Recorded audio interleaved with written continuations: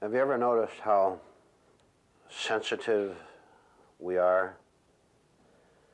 How human beings go through their day tense, worried and wondering what's going to happen to them next. And because so many bad things have happened, so many unexpected things, we get the habit of putting up a defensive attitude, something that we feel and hope will protect us against this attacking world. And this becomes such a very deep habit, so deeply a part of our system that it gets to the point where we no longer notice it, that we don't know what we're doing. Yet, your body knows, because it is tense, physically tense. And the rest of your system knows too, because it is going around, looking the situation over very carefully, hoping that you'll see a smile on the face of that individual or of that circumstance so that you'll feel safe. Obviously, the majority of human beings feel themselves to be victims. And we'll get to that in a little more detail later. What a way to live. What a way to not live.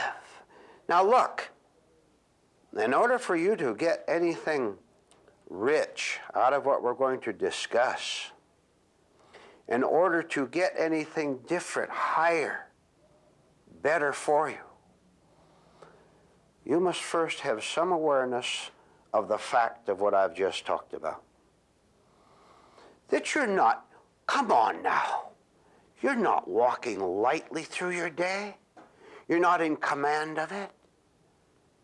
You're going through the day hoping that you can avoid getting hurt, or at least, if you get your usual amount of hurts, that they'll be of a minor kind. So let me suggest tonight that we just relax, listen carefully, absorb, so that the rest of your days won't have to be like today. It won't have to be like your past days.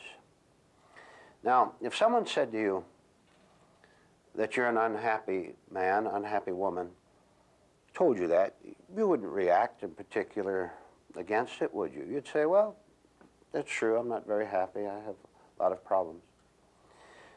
But what if they changed the wording a little bit and they said, sir, madam, do you know that you're lost? You'd think twice about that, wouldn't you? You'd almost perhaps take that as being an offensive remark. Why? Isn't to be tense and strained and not know what life is all about, is that not the same thing as being lost? If you are very serious and sincere about changing the kind of a human being that you are, you had better learn to be able to take strong descriptions of yourself, so that when someone says to you, when truth, when reality itself says to you, you are lost, you can take it with the same agreement that you took when someone says you're unhappy. Now, we better define at least briefly what it means to be lost. Well, you already know, because that's the way you live today. Well, you tell me, did you have command of your own mind today, or did it run away with you? Did you have command of your own emotions? Were you in charge of them, or did they carry you away to where you couldn't handle the smallest crisis but had to ask someone, or had to go into a wrong kind of reaction to it? We're going to study, as we go along, exactly what keeps us in this actually lost condition. You're in it, no question about that. And there's no question about the fact that you can find your way out of it if you can admit that you're lost in the first place. You know, a little bit of sincerity will take you a long way. Remember, I started off by saying how touchy we are, how we're always afraid that someone's out to get us, to hurt us. Please, whatever you do as we continue with this discussion, please, whatever you do, set that aside. Don't let your own sensitivities, your own defensiveness, your own wondering who's going to hurt you next and what they're going to say, what remark they're going to make that's going to hurt you. Look, for now, set it aside, suspend it, so that your mind can begin to absorb something higher than your own defensive system. We're going to give you an illustration which will make quite clear one phase of the way back from being lost, from being unhappy, from being concerned over the future. Look at that one item alone. You just hope somehow, you hope you can get by tomorrow and next week and next month. Why do you settle for that? Why do you settle for just getting by with life? I'll tell you why. Because you have done it so long, it's become such a habit to you that you don't want to explore any further. You feel that you've got all you can get, the best you can get. I am telling you that is not the fact. I am telling you that you can begin in a new way. You can see what it really means to be courageous, not your own. You have none of that. You can have a higher kind of courage that will come to you if you see that you have none of your own. And you don't. But you have to see it and stop calling your intellectualism and your so-called willpower. Stop calling that courage. Stop calling that intelligence. Because you see, a truly intelligent human being is also a truly happy human being. To suffer, to be knocked down by the slightest thing in your day, would you call that intelligent? Come on. Now's the time to be honest. Now's the time to face the facts. Now's the time to say, all right. Up till now, nothing I've tried has worked out. And then be honest enough to know that if you continue to work the way you have, you're going to get the same results. Do you want the same results? I'll get into that a little bit later, too. Imagine yourself down at the seashore, down at the surf, and you have a dozen pencils. And you take these pencils and you set them upright in the sand. A dozen pencils in the sand. And you step back a few yards, and you wait and see what happens. And what happens is that a wave begins to form out in the ocean. You can see it growing, growing, growing. The wave grows larger and larger, and finally it crashes and swamps over the pencils. And when the wave recedes, you can see that half the pencils are down, and the rest of them are still slanted. Another wave comes along, overwhelms the pencils. The wave recedes. Half the pencils have disappeared altogether. After 3 or 4 waves, the pencils are no longer in sight. Let's see if you can get the symbolism of this. They've been carried away by the waves, and now they're out, being churned around out in the sea. Pencils represent the facts of life, the truths, the solid grounds that you can have. And the waves, what do you suppose they consist of? You know, don't you, because it happened to you today. The waves consist of everything from the past, all your acquired thoughts about how you should behave, all your overwhelming emotions, feelings, impulses, moods. See, here's an individual, and he's given the facts of life. The fact, for example, that he is lost, which he is. He's given that fact. He's given another fact that if you were to humble yourself in the right way. You begin to take the facts that are given to you from a higher place. You could take these facts and begin to change the kind of a human being you are, therefore the kind of a person who meets the day, therefore someone who is not scared of life, as you now are. All right. You have the facts, and look what happens to them. The smallest event, the smallest random vagabond thought in your own mind comes along, overwhelms it, and it's gone. You must begin to understand why you don't make progress, why you don't authentically lift the burden that you have.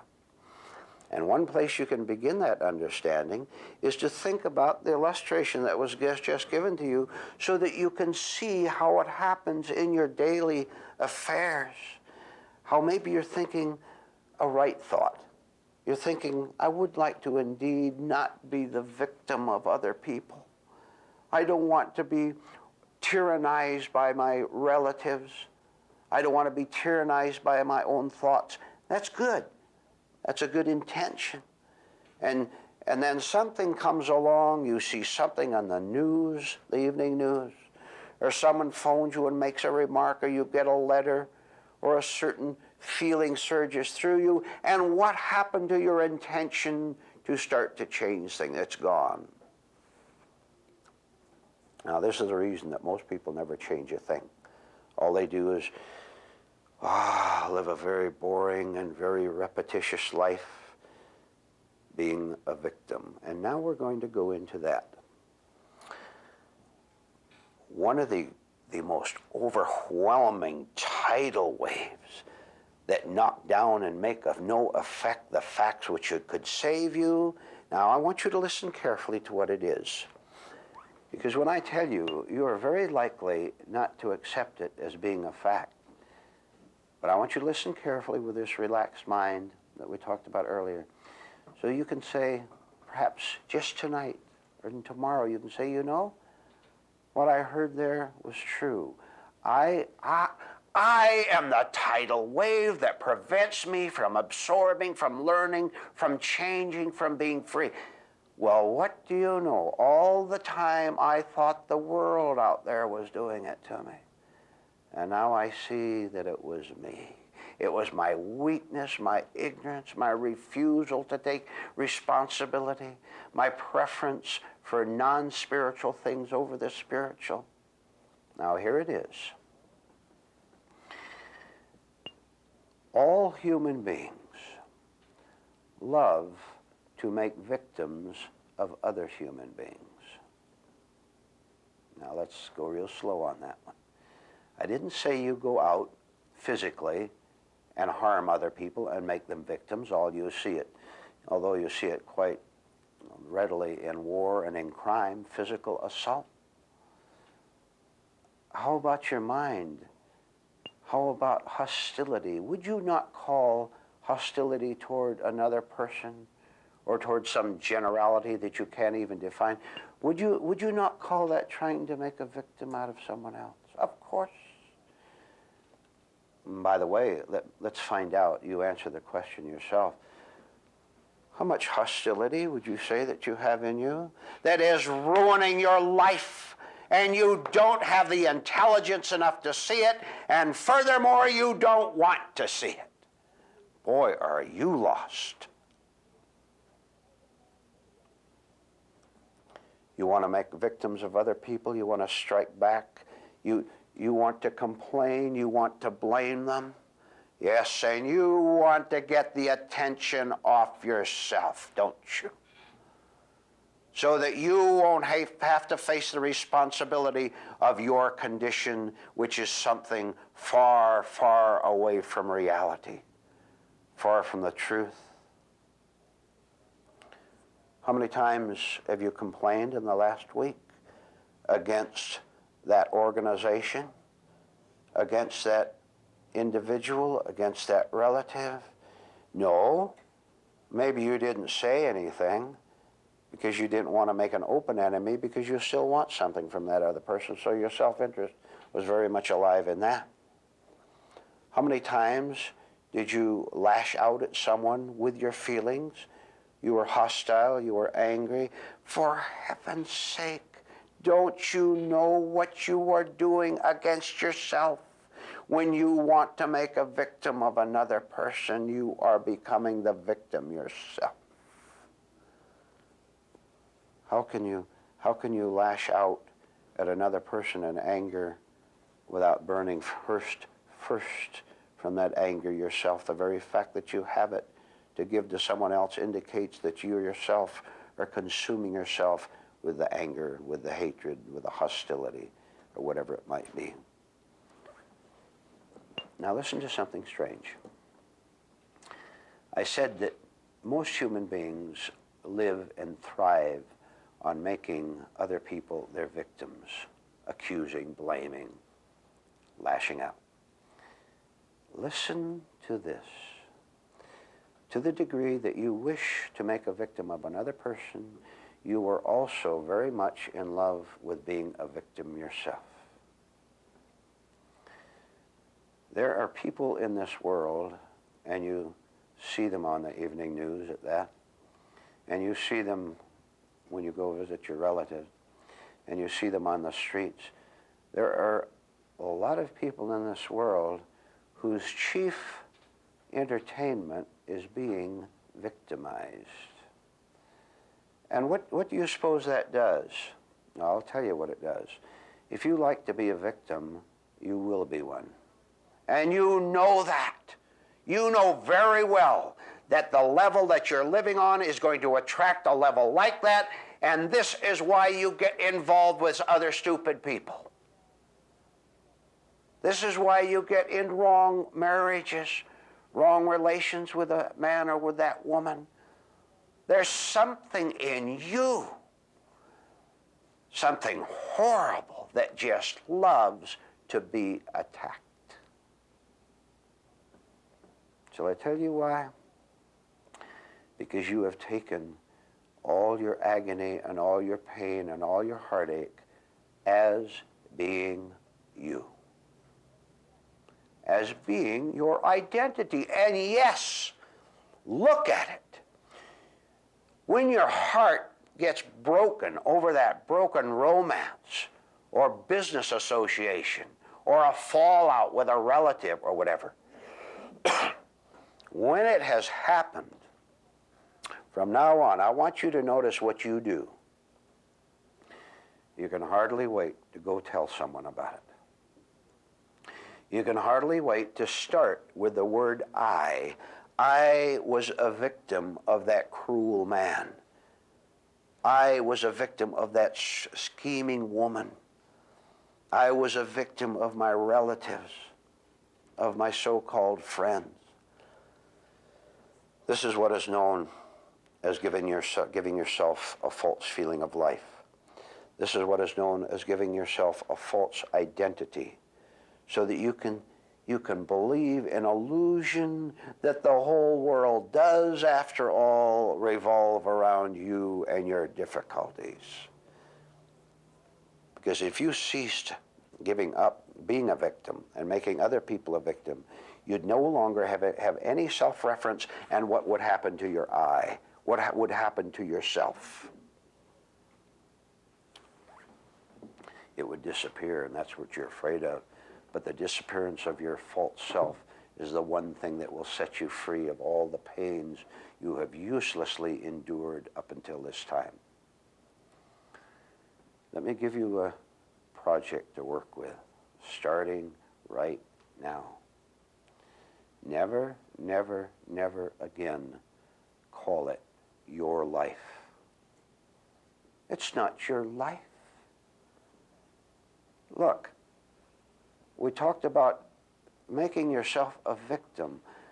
Now, if you call that your life, that is your preference, and you have settled it.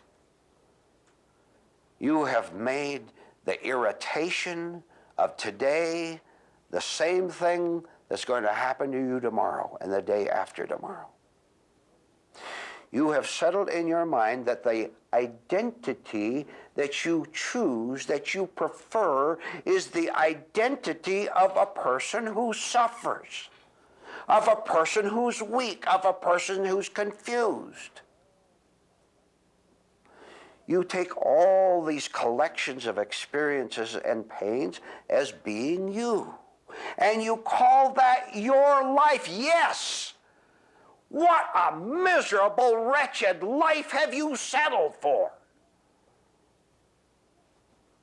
I'd better tell you something. I'd better tell you that there's something seriously wrong with you. There's something very seriously wrong with the way your mind works. There's something very seriously wrong with what you permit to happen to you. And you do it because you don't know any better. After this discussion that you're hearing now, no more excuses. Don't call it your life anymore. Otherwise, you will have to settle for that kind of a life for the rest of your life. Now, if you want to change things, if you really want to change things, you will say something like this. Instead of saying, this is my life, you will say, this is my present existence. This is what I have been enduring up until now. But you see, you're so afraid to let go of the faults. You're so afraid to let go of it because you're so feared that there's nothing else. I will tell you that there's something else. And I will tell you that you'd be very wise listening to the truths I am telling you instead of listening to your own past, to your own waves of emotion that knock down the facts that you're getting. When you say, I am a sufferer, you have frozen it into that state, and you have guaranteed that you'll be a sufferer tomorrow, which is what your misguided mind wants. You're afraid to be without an identity, aren't you? You're afraid to be without a self. And I'll tell you that that very fear to be without an identity is part of the whole total wrongness of life, of the delusion of life. You know, all over this world, people are going and asking for help, religious help, spiritual help. And they go to a person or to a counsel of some kind. And let's set a specific instance for this. Here's a man or a woman who's supposed to know the truth, a counselor, a guide of some kind. And one by one, the people come to this counselor, and they sit across the desk from him, and they tell him their problems. One by one, they come in. One woman has great sorrow over the family problem of some kind. A man is depressed because his career isn't working out like he wants it to do. One by one, they come up, and they're given advice. They're told, well, do this or do that, whatever the advice consists of. Now, I want to tell you of a great tragedy. Neither the counselor nor the counseled know what they're doing. They don't know what they're talking about. And the counselor doesn't know that the person who came to him with the problem doesn't know what we've discussed here, that that person with the problem treasures that problem more than anything else in this life, which is the greatest tragedy of his life. You have to understand how insincere people are when they say they want to change, when they want help. And you have to see it in yourself. You have to see that you don't mean it. You say you want to change. If you wanted to change, you would change. Don't kid me. If you really wanted relief from your burdens, you would have them. And I'll tell you why you would have this relief. Because reality would see to it. Truth would see to it. Something higher than human beings would see to it. Such a higher help actually exists, then why don't you have it? The thing is obvious, that you're getting great pleasure in your sorrow. People, listen to this strange description of human beings. Human beings just love to feel bad. And as I explained before, there's a very, very foolish reason for it. Because they think that feeling bad is the only way there is, and the only way by which they can maintain their sense of self. Why do you suppose the whole world is unhappy? Everyone is unhappy. You know that. You see a happy person, he's putting on an act.